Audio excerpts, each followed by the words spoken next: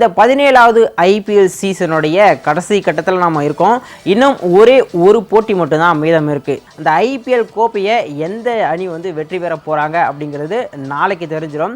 But அதுக்கு முன்னாடி இந்த இறுதிப் போட்டியில் கொல்கத்தா நைட் ரைடர்ஸ் அணியை எதிர்கொள்ளுறது எந்த அணி அப்படிங்கிறத தீர்மானிக்கிறதுக்கான 2வது குவாலிஃபயர் போட்டி நேற்று சென்னையில் இருக்கக்கூடிய நம்ம எம்ஏ சிதம்பரம் மைதானத்தில் நடந்தது. இந்த போட்டியில் பார்த்தோம் அப்படின்னா ஏற்கனவே குவாலிஃபயர் 1ல் கொல்கத்தா கிட்ட தோல்வி சந்தித்த சன்ரைசர்ஸ் ஹைதராபாத் அணியும் எலிமினேட்டர் போட்டியில் ராயல் சேலஞ்சர்ஸ் பெங்களூரு அணியை வீழ்த்திய ராஜஸ்தான் ராயல்ஸ் அணியும் மோதினாங்க. ஸோ இந்த போட்டியில் டாஸ் வின் பண்ணது அப்படி சொல்லி பார்த்தோம் அப்படின்னா ராஜஸ்தான் ராயல்ஸ் அணியினுடைய கேப்டன் சஞ்சு சாம்சன் ஏற்கனவே இப்போது கடந்த போட்டி சென்னையில் நடக்கும் பொழுது சென்னை அணிக்கு எதிராக தோல்வியை தழுவுனாங்க. அதில் அவங்க ஃபர்ஸ்ட் பேட்டிங் பண்ணியிருந்தாங்க. ஸோ அதுவும் இல்லாமல் பார்த்தோம் அப்படின்னா சென்னை மைதானத்தில் டியூக்கான சான்சஸ் இருக்குது. அப்படிங்கிறதுனால அவர் டாஸ் வின் பண்ணி பவுலிங்கை சூஸ் பண்ணார். ஸோ தொடக்க ஆட்டக்காரர்களாக சன்ரைசர்ஸ் ஹைதராபாத்தை பொறுத்த வரைக்கும் அபிஷேக் சர்மா மற்றும் டிராவிஸ் ஹெட் 2 பேரும் களமிறங்கினாங்க. இவங்க 2 பேரும் இந்த சீசன் சன்ரைசர்ஸ்க்கு ஒரு சூப்பரான தொடக்கத்தை கொடுத்துருக்காங்க. நேற்றும் பார்த்தோம் அப்படின்னா முதல் ஓவர்லேயே அதிரடியாக தொடங்கினார் அபிஷேக் சர்மா. ஆனாலும் கூட முதல் ஓவரில் 13 ரன்கள் எடுத்திருந்தாலும் கூட கடைசி பந்தில் இன்னொரு ஷாட்க்கு ட்ரை பண்ணி தன்னுடைய விக்கெட்டை இழந்தார் அபிஷேக் சர்மா.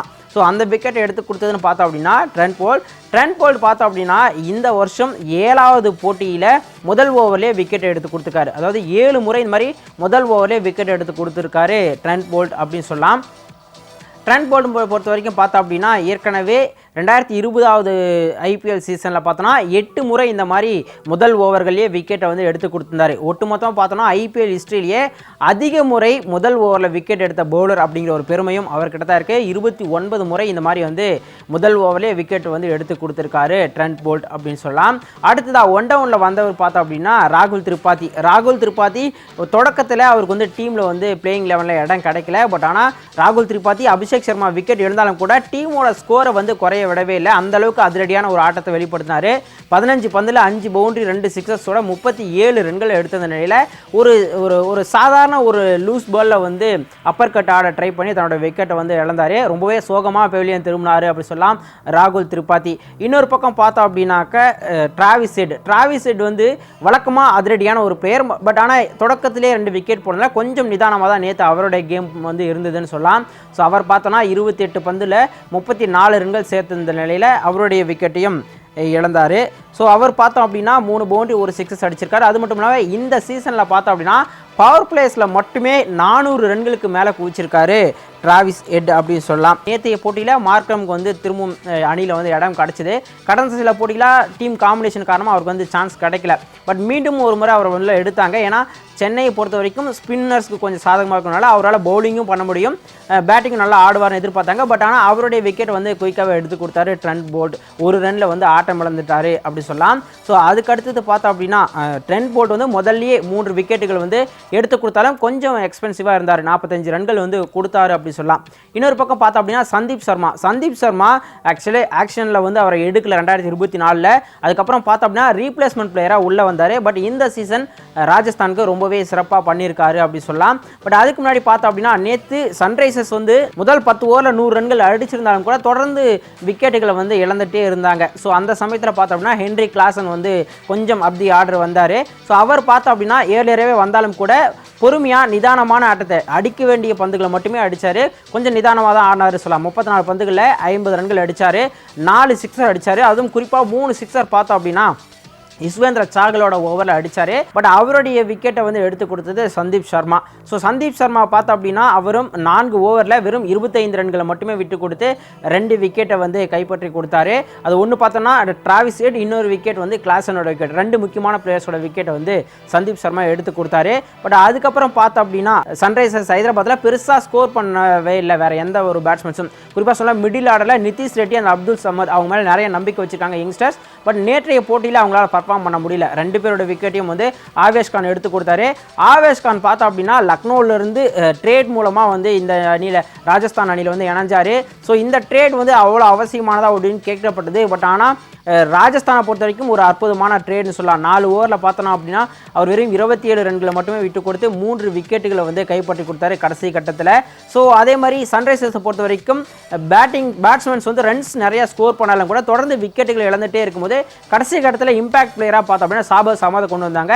அவர் ஒரு 18 பந்துகளில் 18 ரன்கள் எடுத்து கொடுத்தாரு. கடைசியில் அவரும் ஆவேஷ் கானோட பந்து வீச்சில் ஆட்டம் இழந்தார். ஸோ ஒட்டுமொத்தமாக பார்த்தோம் அப்படின்னா 20 ஓவரில் 175 ரன்கள் வந்து சேர்த்தாங்க சன்ரைசர்ஸ் ஹைதராபாத். ஸோ இதில் பெருசாக ஸ்கோர் பண்ணதில் பார்த்தோம்னா கிளாஸன் ஒரு 50 ரன்கள், அபிஷேக் சர்மா வந்து ஸ்டார்டிங்லேயே ஒரு 12 ரன்கள் ஆட்டம் இழந்தார். பட் ஹெட் ஒரு 34 ரன்களும் கிளாஸன் 50 ரன்களும் எடுத்து கொடுக்கும்போது ட்ரிபாதி ஒரு அவசியமான 37 ரன்கள் வந்து எடுத்து கொடுத்தாரு. ஸோ 176 ரன்கள் எடுத்தால் வெற்றி அப்படிங்கிற ஒரு இலக்கோட களமிறங்கினாங்க ராஜஸ்தான் ராயல்ஸ் அணியினர். ஸோ 176 அப்படிங்கிறது அவங்களுடைய பேட்டிங் லைனப்புக்கு கொஞ்சம் ஈஸியாக இருக்கும் அப்படின்னு சொல்லி எதிர்பார்த்தாங்க. பட் ஆனால் அவங்களுடைய தொடக்கம் ரொம்பவே சுமாராக இருந்ததுன்னு சொல்லலாம். எஸ்எஸ்வி ஜெய்ஸ்வால் அண்ட் கேட்மோர் 2 பேரும் களமிறங்கினாங்க. ஜாஸ் பட்லர் அவங்க ரொம்பவே மிஸ் பண்ணுறாங்க அப்படி சொல்லலாம். கேட்மோர் பார்த்தோன்னா 16 பந்துகளில் வெறும் 10 ரன்கள் மட்டுமே எடுத்த நிலையில் கேப்டன் பேட் கமின்ஸோட பந்து வீச்சில் வந்து ஆட்டம் இழந்தார். ஸோ முதல் பிரேக் த்ரூ எடுத்து கொடுத்தாரு பேட் கமின்ஸ்னு சொல்லலாம். கேப்டன் லீடிங் ஃப்ரம் த ஃப்ரண்ட்னு சொல்கிற அளவுக்கு அவர் பேட்டிங்கில் ஒரு 5 பந்தில் 5 ரன் தான் அடித்தார். பட் ஆனால் பவுலிங்கில் பார்த்தோன்னா முதல் விக்கெட்டை வந்து எடுத்து கொடுத்தாரு அப்படி சொல்லலாம். அது மட்டும் இல்லாமல் இந்த 2024 ஐபிஎல் சீசனில் பேட் கமின்ஸ்க்கு இது வந்து 17வது விக்கெட். ஒரு ஐபிஎல் சீசனில் அதிக விக்கெட் வீழ்த்தின கேப்டன்கள் வரிசையில் பார்த்தோம் அப்படின்னா மறைந்த லெஜண்ட் ஷேன் வார்னேக்கு அடுத்தபடியாக 2வது இடத்த வந்து பிடிச்சிருக்காரு. வார்னே வந்து ஒரே சீசனில் 19 விக்கெட்டுகள் எடுத்திருக்காரு அப்படி சொல்லலாம். அதேமாதிரி நம்ம இந்தியாவை சேர்ந்த அனில் கும்ளேவும் பார்த்தோம் அப்படின்னா கேப்டனாக 17 விக்கெட்டுகள் எடுத்திருக்காரு ராயல் சேலஞ்சர்ஸ் பெங்களூர் அணிக்காக. ஸோ அவருடைய சாதனை வந்து சமன் செஞ்சிருக்காரு அப்படி சொல்லலாம். ஒரு பக்கம் கேட்மோர் ஆட்டம் தான் கூட, இன்னொரு பக்கம் எஸ்எஸ்வி ஜெய்ஸ்வால் நேற்று நல்ல டச்சில் இருந்தார். 21 பந்துகளில் 42 ரன்கள் சேர்த்து இருந்தபோது அவருடைய விக்கெட்டையும் இழந்தார் எஸ்எஸ்வி ஜெய்ஸ்வால். ஸோ அவரை பார்த்தோன்னா 4 பவுண்டரி 3 சிக்ஸஸோட கொஞ்சம் நேற்று நல்லா தான் ஸ்டார்ட் பண்ணார். பட் ஆனால் அவருடைய விக்கெட்டை வந்து இழந்துட்டார். அதை எடுத்து கொடுத்ததுன்னு சொல்லி பார்த்தோம் அப்படின்னா ஷாபாஸ் அகமது. ராஜஸ்தான் ராயல்ஸை பொறுத்த வரைக்கும் இந்த சீசன் முழுக்க பார்த்தோம் அப்படின்னா சஞ்சு சாம்சன் அண்ட் ரியான் பராக் இவங்க 2 பேருடைய பேட்டிங் வந்து நம்பியிருக்காங்க. பட் நேற்று 2 பேருமே பெருசாக கை கொடுக்கல அப்படி சொல்லலாம். அதுக்கு முக்கியமான காரணம் என்ன அப்படி சொல்லி பார்த்தோம் அப்படின்னா சன்ரைசர்ஸ் ஹைதராபாத் அணியினுடைய ஸ்பின்னர்ஸ், குறிப்பாக சொல்லணும்னா ஷாபாஸ் அகமது அண்ட் அபிஷேக் சர்மா 2 பேரும் சூப்பராக நேற்று வந்து போட்டாங்க. அதுவும் குறிப்பாக சொன்னால் ஷாபாஸ் அகமது கடைசி கட்டத்தில் இம்பாக்ட் பிளேயராக தான் கொண்டு வந்தாங்க பேட்டிங்காக. பட் பந்து வீச்சில் நேற்று ரொம்பவே அமர்க்கலப்படுத்தினார். 4 ஓவரில் பார்த்தோம் அப்படின்னா வெறும் 23 ரன்களை மட்டுமே விட்டு கொடுத்து 3 விக்கெட்டுகளை கைப்பற்றினார். அது பேட்டிங்லேயும் ஒரு 18 ரன்கள் அடிச்சனால அவர் தான் மேன் ஆஃப் த மேட்ச் அவார்டும் கூட வின் பண்ணார். இவர் ஸ்பின்னர் வந்து பார்த்தோன்னா நல்லா பண்ணிட்டு இருக்காரு. அதுவும் குறிப்பாக சொல்லணும்னா இந்த இடத்துல ராயல் சேலஞ்சர்ஸ் பெங்களூரு அணியில் வந்து லாஸ்ட் சீசன் விளையாடினார். பட் பெருசாக அவருக்கு வந்து சான்சஸ் கிடைக்கல. அப்படிங்கும்போது மயங்க் தாகருக்கு பதிலாக அவரை வந்து சன்ரைசர்ஸ்க்கு வந்து ட்ரேட் பண்ணாங்க ராயல் சேலஞ்சர்ஸ் பெங்களூரு அணி. ஸோ இப்போ ஃபேன்ஸ் எல்லாருமே ஆடியன்ஸ் எல்லாருமே இந்த மாதிரி ஒரு நல்ல பிளேயரை நீங்கள் வந்து சரியாக யூஸ் பண்ணல அப்படிங்கிற மாதிரி ஆர்சிபியை வந்து ட்ரால் பண்ணிட்டு இருக்கிறத நம்மளால் பார்க்க முடியுது. இவருக்கு பக்கபலமாக இன்னொருத்தர் வந்து ஸ்பின் பவுலராக நேற்று வந்து கலக்கினார். அவர் யாருன்னா பார்ட் டைம் பவுலராக வரக்கூடிய அபிஷேக் சர்மா. பேட்டிங்கில் வந்து அதிரடியான ஆட்டத்தை வெளிப்படுத்த ட்ரை பண்ணி முதல் ஓவரில் விக்கெட் எழுந்தால் கூட பந்து வீச்சில் அட்டகாசமாக போட்டார். அதுவும் 4 ஓவர் போட்டார்னு சொல்லலாம். 24 ரன்கள் மட்டுமே விட்டு கொடுத்து 2 விக்கெட்டுகளை வந்து கைப்பற்றி கொடுத்தாரு அபிஷேக் சர்மா. ஸோ இவங்க 2 பேருமே கிட்டத்தட்ட ஆரோட பேட்டிங் லைனப்பை டோட்டலாக கொலாப்ஸ் பண்ணிட்டாங்கன்னு சொல்லலாம். ஸோ சஞ்சு சாம்சனும் ஒரு 10 ரன் தான் அடித்தார். ரியான் பராகும் 6 ரனில் ஆட்டம் எழுந்துட்டாருங்கும் போது த்ருவ் ஜோரல் மட்டும் ஒரு பக்கம் கடைசி வரைக்கும் தனியாலாக போராடினார். பட் அவர் கம்பெனி கொடுக்க வேற எந்த ஒரு பேட்ஸ்மேனுமே நிலச்சி நின்று ஆடலை அப்படி சொல்லலாம். த்ருவ் ஜோரல் பார்த்தோம் அப்படின்னா 35 பந்தில் 7 பவுண்டரி 2 சிக்ஸஸோட 56 ரன்கள் எடுத்தார். பட் ஆனால் டீமை வந்து வெற்றி பெற வைக்க முடியல. ஸோ ஒட்டுமொத்தமாக பார்த்தோம் அப்படின்னா ராஜஸ்தான் ராயல்ஸ் அணியினர் 20 ஓவர் முடிவில் வெறும் 139 ரன்கள் மட்டுமே சேர்த்தாங்க. ஸோ இவங்களுடைய பேட்டிங் ஸ்கோர் கார்டை பார்க்கும்போது எஸ்எஸ்வி ஜெய்ஸ்வால் ஸ்டார்டிங்கில் ஒரு 42 ரன்கள் எடுத்து கொடுத்தாரு. மற்றபடி எந்த ஒரு பேட்ஸ்மேனும் நினச்சி நின்று ஆடல. கேட்மோர் ஒரு 10 ரன்னு, சாம்சன் ஒரு 10 ரன்னு இருக்குது. ரியான் பராக் அவர் மேலே நிறைய எதிர்பார்ப்பு இருந்தது. பட் அவரும் நேற்று வந்து பெர்ஃபார்ம் பண்ணல. அடுத்து பார்த்தோன்னா அஸ்வின், ஹெட்மேயர், ரோமன் பவல் எந்த ஒரு பேட்ஸ்மேனுமே டபுள் டிஜிட்டை தாண்டலை அதுக்கு அடுத்து. பட் த்ருவ் ஜோரல் மட்டும் ஒரு 56 ரன்கள் எடுத்து கடைசி வரைக்கும் ஆட்டம் இழக்காமல் இருந்தார். ஸோ இதன் மூலமாக பார்த்தோம் அப்படின்னா ஒரு அபாரமான வெற்றியை பதிவு செஞ்சாங்க சன்ரைசர்ஸ் ஹைதராபாத். இந்த போட்டியை பொறுத்த வரைக்கும் ராஜஸ்தான் ராயல்ஸினுடைய ஸ்ட்ராட்டஜி எப்படி இருந்தது அப்படின்னா சென்னையை பொறுத்த வரைக்கும் இங்கே நிறையா டியூ இம்பேக்ட் இருக்குது. ஸோ அதனால் ஃபஸ்ட் பவுலிங் பண்ணுறது நல்லதுன்னு எதிர்பார்த்தாங்க. பட் ஆனால் டியூ வரவே இல்லை. அது எஸ்ஆர்ஹெச்க்கு வந்து ஒரு சாதகமான சூழலை உருவாக்குச்சுன்னு சொல்லலாம். அதுவும் குறிப்பாக சொல்லணும்னா 2 டீமில் பவுலிங்கை வந்து நம்ம பார்த்தோம் அப்படின்னா ராஜஸ்தான் ராயல்ஸனோட ஸ்பின்னர்ஸ் ரவிச்சந்திரன் அஸ்வின் மற்றும் யுஸ்வேந்திர சாகல் இவங்க 2 பேரும் அவங்களோட ஸ்கில்லும் சரி எக்ஸ்பீரியன்ஸும் சரி மற்ற ஆப்போனன்ட் டீமை விட ரொம்பவே அதிகம்னு சொல்லலாம். பட் அவங்களால நேற்று ஒரு விக்கெட் கூட எடுக்க முடியல. ஆனால் 77 ரன்கள் கொடுத்தாங்க 8 ஓவரில் இவங்க 2 பேரும் சேர்ந்து. ஆனால் இன்னொரு பக்கம் பார்த்தோம் அப்படின்னா எஸ்ஆர்ஹெச்சோடைய ஷாபாஸ் அகமது அண்ட் அபிஷேக் சர்மா 2 பேரும் யங் பிளேயர்ஸ். ஸோ இவங்க 2 பேரும் சேர்ந்து 8 ஓவரில் வெறும் 47 ரன்கள் மட்டும் விட்டு கொடுத்து 5 விக்கெட்டுகளை வந்து கைப்பற்றினாங்க. ஸோ இது கேமில் ஒரு மிகப்பெரிய ஒரு டர்னிங் பாயிண்ட் அப்படின்னு சொல்லலாம். அதே மாதிரி ராஜஸ்தானை பொறுத்த வரைக்கும் பார்த்தோம் அப்படின்னா இந்த சீசன் முழுக்க எஸ்எஸ்வி ஜெய்ஸ்வால் ஒரு போட்டியில் செஞ்சுரி அடித்தார். அதே மாதிரி ஜாஸ்பரில் ஒரு 2 போட்டியை செஞ்சுரி அடிச்சாங்க. இவங்க 2 பேரோட கான்ட்ரிபியூஷனுங்கிறது ரொம்ப குறைந்த அளவில் தான் இருந்தது பேட்டிங்கில் பொறுத்த வரைக்கும். பட் ஆனால் டோர்னமெண்ட் முழுக்க ஸ்டாண்ட் அவுட்டாக இருந்தது அப்படின்னு சொன்னோன்னா அது கண்டிப்பாக சஞ்சு சாம்சன் ரியான் பராக் இவங்க 2 பேரை நம்பியே இருந்தாங்க.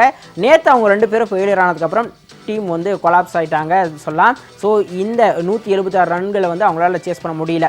ஸோ இதன் மூலமாக பார்த்தோம் அப்படின்னா சன்ரைசர்ஸ் ஹைதராபாத் அணி ஒரு அபார வெற்றியை பெற்று இறுதிப் போட்டிக்கு வந்து முன்னேறி இருக்காங்க அப்படி சொல்லலாம். ஸோ சன்ரைசர்ஸ் ஹைதராபாத் அணிக்கு இது 3வது ஐபிஎல் ஃபைனல் அப்படிங்கிறது குறிப்பிடத்தகுந்த விஷயம். ஸோ நாளைக்கு இரவு 7:30 மணிக்கு பார்த்தோம் அப்படின்னா தி கிராண்ட் ஃபினாலே வந்து நம்ம சென்னையில் இருக்கக்கூடிய சேப்பாக்கம் மைதானத்தில் வந்து நடக்கிருக்கு. ஸோ இதில் வெற்றி பெற்று அந்த 2024ஆம் ஆண்டுக்கான இந்த சாம்பியன் கோப்பையை முத்தமிட போகிற அணி எது அப்படிங்கிறத பொறுத்திருந்து பார்க்கலாம். பட் அதுக்கு முன்னாடி ஐபிஎல்லோட இறுதி கட்டத்துக்கு வந்துட்டோம். அதே மாதிரி நம்ம ஜெயா பிளஸ் தொலைக்காட்சியில் ஐபிஎல் ரசிகர்கள் உங்களுக்காக தினமும் கெவின்ஸ் மில்க் ஷேக் வழங்கும் ஐபிஎல் சரவடி சொல்லி அப்படின்னு ஒரு சூப்பரான குயிஸ் காம்படிஷன் வந்து ரன் பண்ணிகிட்ருக்கோம். ஸோ நாளையோட அது வந்து முடிவடைய இருக்குது. பட் இன்னைக்கு இந்த ஐபிஎல் சரவடியில் பார்ட்டிசிபேட் பண்ணி சரியான பதில்களை சொன்ன வெற்றியாளர்களை அறிவிக்க வேண்டிய நேரம் இது. ஸோ மே மாதம் 18ஆம் தேதிக்கான கேட்கப்பட்ட அந்த 5 கேள்விகளுக்கு சரியான பதில்களை சொல்லி குலுக்கல் முறையில் தேர்வானவர்கள் அனந்த பத்மநாபன் கோயம்புத்தூர், வளர்மதி புதுக்கோட்டை, சேஷவர்தினி கரூர், மஞ்சுளா திருவண்ணாமலை, விஜயலட்சுமி புதுச்சேரி.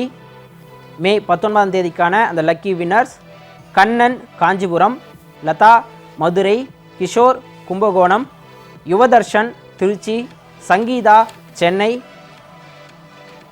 மே 20ஆம் தேதிக்கான லக்கி வின்னர்ஸ் ரேஷ்மா செங்கல்பட்டு, ஜஸ்வின் ராஜ் சேலம், ஜனனி நாமக்கல், மணிகண்டன் சென்னை, மகரஜோதி தர்மபுரி.